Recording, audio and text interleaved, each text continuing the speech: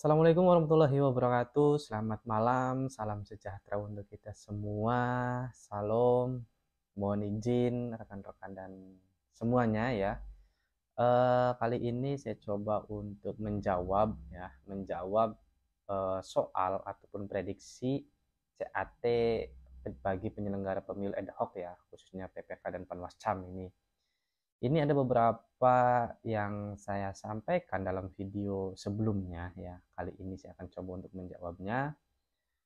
Soal ini kaitannya dengan sejarah ya, sejarah pemilu. Karena saya yakin pada soal CAT nanti itu pasti akan keluar mengenai sejarah kepemiluan.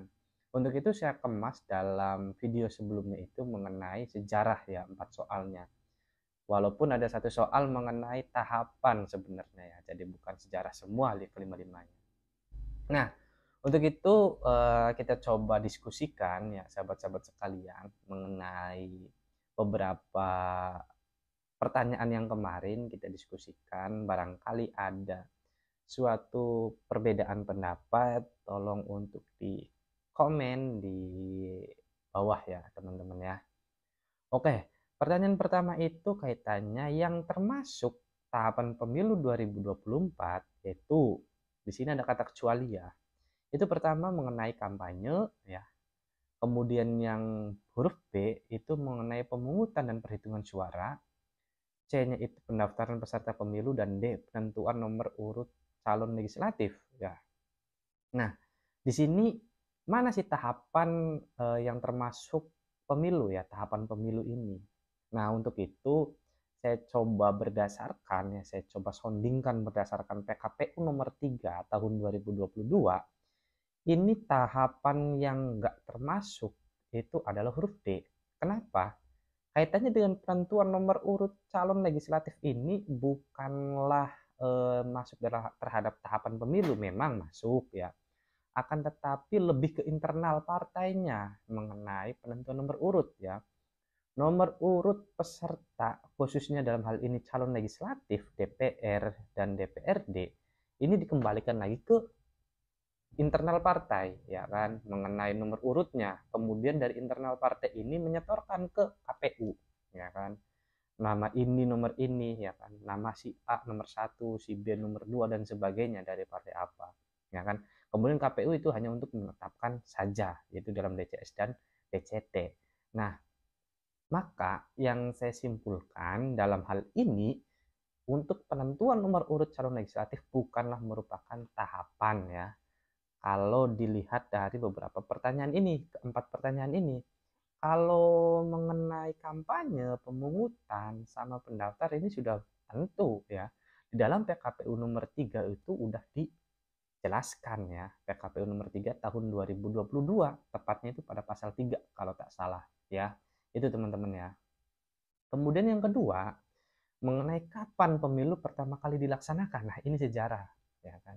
Kapan pemilu pertama kali dilaksanakan? Tentu teman-teman ataupun sahabat-sahabat sekalian ini pasti ingat lah ya mengenai tahunnya saja, yaitu tahun 1955. Akan tetapi tanggalnya ini kadang kita bikin apa ya, bingung lah ya kan. Kapan sih pelaksanaannya?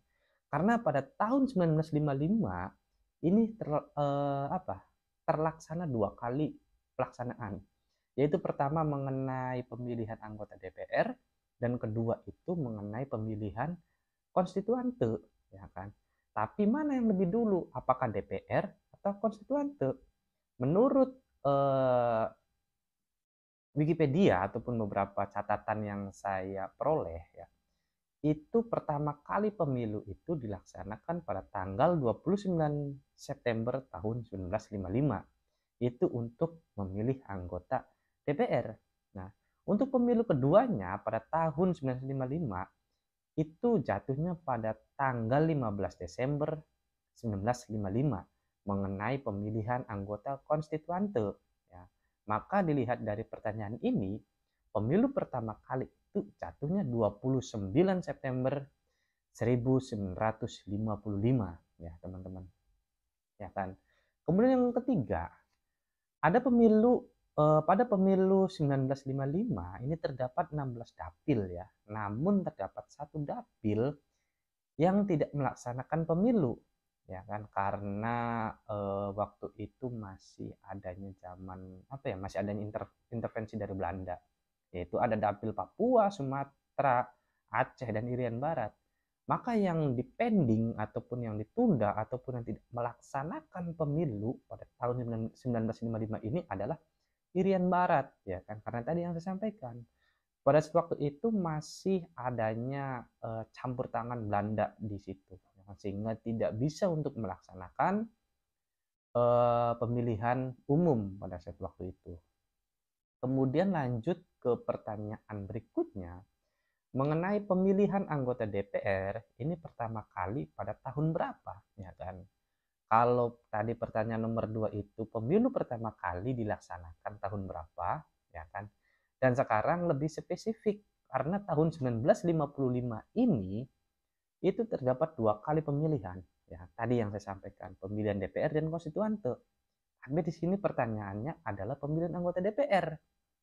Maka jawabannya sama, yaitu 29 September 1955, ya kan. Tapi kalau pertanyaannya itu kapan pemilihan konstituante, maka jawabannya itu adalah 15 Desember 1955 itu ya.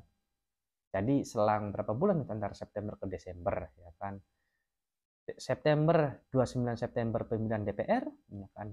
15 Desember pemilihan konstituante pada tahun yang sama ya teman-teman ya. Kemudian yang terakhir di sini, berapa jumlah partai politik pada pemilu tahun 1955?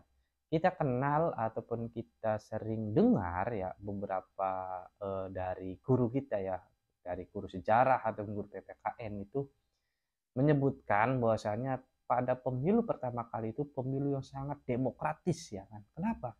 Karena banyaknya apa ya, partai dan sebagainya. Itu tahun 1955 itu disebut sebagai pemilu yang sangat demokratis ya kan. Nah, di sini pertanyaannya berapa jumlah partai politik ya kan.